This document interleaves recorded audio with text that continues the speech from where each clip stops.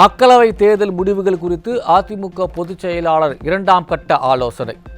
திண்டுக்கல் மற்றும் திருவள்ளூர் நாடாளுமன்ற தொகுதி நிர்வாகிகள் கலந்து கொண்டனர். மேட்டூர் அணையிலிருந்து பாசனத்திற்காக கிழக்கு மற்றும் மேற்கு கால்வாயில் தண்ணீர் திறக்க விடிய அரசுக்கு அதிமுக பொதுச் செயலாளர் வலியுறுத்தல். கடந்த ஆண்டு தண்ணீர் திறக்கப்படாததால் விவசாயிகளுக்கு பாதிப்பு ஏற்பட்டதாகவும் தற்போது அதிகளவு உபரி நீர் வருவதால் விவசாயத்திற்கு தண்ணீர் திறக்கவும் வலியுறுத்தல். கோவை மாநகரில் மந்த நிலையில் நடைபெற்று வரும் மக்கள் நல பணிகளை விரைந்து முடிக்க கோரி ஆட்சியரிடம் அதிமுக தலைமை நிலைய செயலாளர் SP வேலுமணி தலைமையில் அதிமுக MLAக்கள் மனு. தொண்டாமுத்தூர் அருகே யானை தாக்கி ஒருவர் உயிரிழந்ததுடன் பலர் காயமடைந்த நிலையில் உரிய நடவடிக்கை எடுக்கவும் ஆட்சியரிடம் வலியுறுத்தல். திருச்சி மத்திய சிறையில் அதிமுக முன்னாள் அமைச்சர் MR விஜயபாஸ்கருடன் முன்னாள் அமைச்சர்கள் தங்கமணி, CV சண்முகம் சந்திப்பு. திருச்சி மாவட்ட செயலாளர்கள் குமார், பரஞ்சோதி, சீனிவாசன் உள்ளிட்டோரும் நேரில் சந்தித்து நலம் விசாரித்தனர். தமிழகத்தில் கொலைகள் நடந்து கொண்டுதான் இருக்கும், அதற்கு அரசு என்ன செய்ய முடியும் என சபாநாயகர் அப்பாவு பேசியதால் மக்கள் அதிர்ச்சி.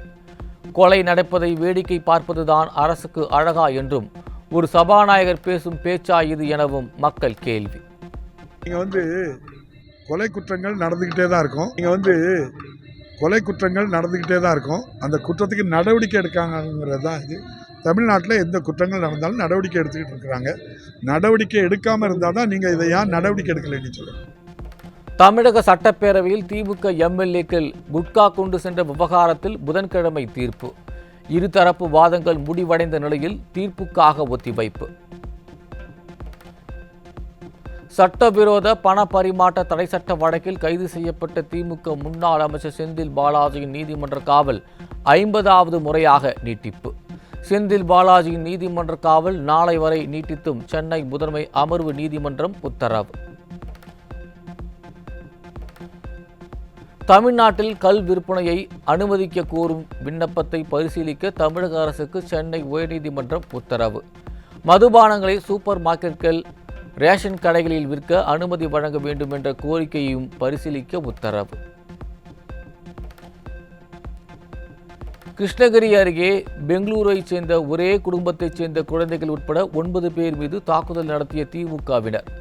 பர்கூர் தெற்கு திமுக ஒன்றிய செயலாளர் உள்ளிட்டோர் மீது நடவடிக்கை எடுக்க பாதிக்கப்பட்டவர்கள் வலியுறுத்தல்.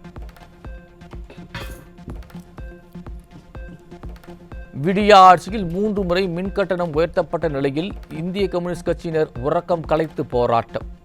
விடியா திமுகவின் கூட்டணி கட்சியே தமிழகத்தின் பல்வேறு பகுதிகளில் போராட்டத்தில் ஈடுபட்டு பொம்மை முதல்வரின் ஆட்சிக்கு எதிராக முழக்கம்.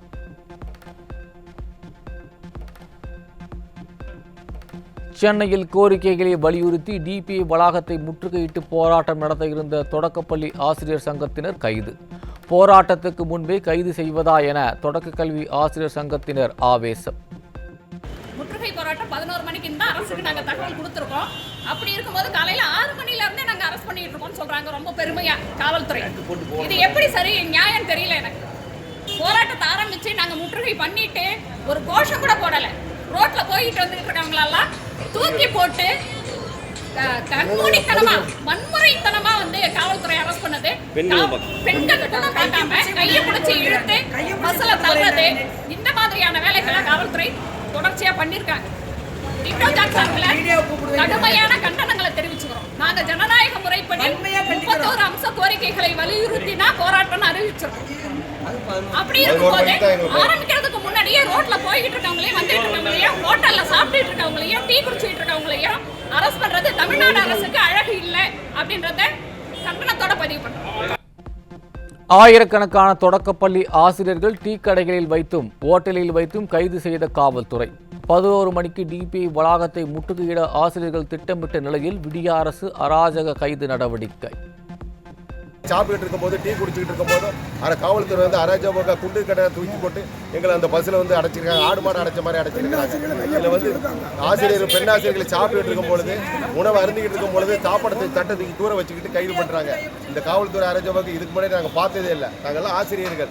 எங்களை கைது பண்ணால் நாங்கள் இந்த நியாயமான கோரிக்கை வலியுறுத்தி நியாயமான வந்து அரெஸ்ட் ஆகும். ஆனால் எங்களுக்கு வந்து அராஜகம் மூலமாக காவல்துறை வந்து காட்டுமிராண்டித்தனமாக நடந்து கொள்வதை லிட்டோ ஜாக் வந்து வன்மையாக கண்டிக்கிறது என்பதை நேரத்தில் தெரிவிச்சுக்கிறோம். மின்கட்டண உயர்வை கண்டித்து இந்திய கம்யூனிஸ்ட் கட்சியினர் ஆர்ப்பாட்டம். விடியா திமுக அரசுக்கு எதிராக கூட்டணி கட்சியினரே போராட்டம் நடத்தும் அவலம். விடியா ஆட்சியில் கோவை மாவட்டம் கோபாலபுரம் அரசு உயர்நிலைப் பள்ளியின் அவல நிலை. பள்ளி கல்வித்துறை பல் இழித்ததை தோலுரித்து காட்டும் காட்சிகள் திராவிட மாடல் அமைச்சர் மகேஷ் பொய்யாமொழிக்கு தெரியவில்லையா என மக்கள் கேள்வி. கும்பகோணம் ஒழுங்குமுறை விற்பனை கூடத்தில் பருத்தியை விற்பதற்காக ஏராளமான வாகனங்களில் நீண்ட வரிசையில் காத்திருக்கும் விவசாயிகள். நாட்டுக்கே சோறு போடும் விவசாயிகளை நடுரோட்டில் நிற்க வைத்து வேடிக்கை பார்த்து வரும் விடியா அரசுக்கு மக்கள் கடும் கண்டனம்.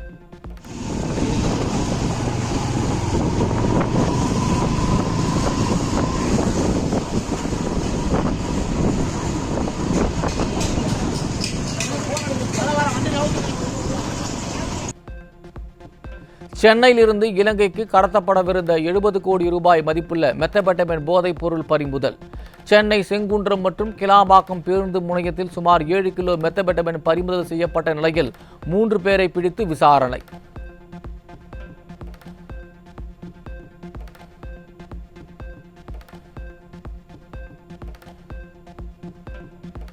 சென்னையிலிருந்து இலங்கை உள்ளிட்ட பல்வேறு நாடுகளுக்கு மெத்தபெட்டமைன் உள்ளிட்ட போதைப் பொருட்கள் கடத்தப்படுவது சர்வசாதாரணமாக மாறிவிட்டதாக பொதுமக்கள் குற்றச்சாட்டு.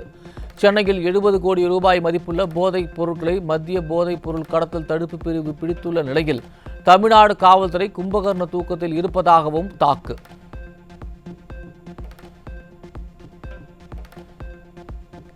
கர்நாடகா KRS ரயில் நிலையத்தில் இருந்தது ஆட்டு இறைச்சிதான் என்று உறுதி செய்த பெங்களூரு உணவு பாதுகாப்புத்துறை. சமூக ஊடக தளங்களில் நாய் இறைச்சி என்று செய்தி வெளியான நிலையில் இறைச்சியின் மாதிரிகளை ஆய்வு செய்த பின்னர் அம்மாநில உணவு பாதுகாப்புத்துறை விளக்கம்.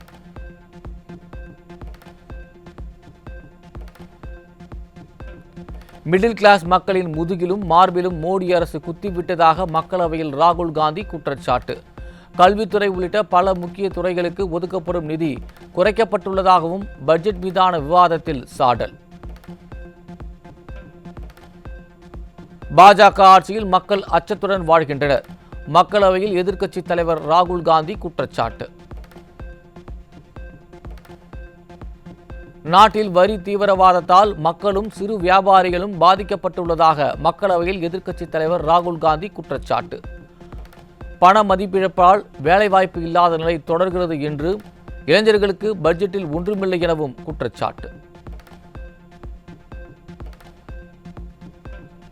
டோக்கியோவில் உள்ள மியாகேஜிமா தீவுக்கு அருகே பிலிப்பைன்ஸ் கடலில் லேசான நிலநடுக்கம். ரிக்டர் அளவுகோலில் 2.5 பதிவு.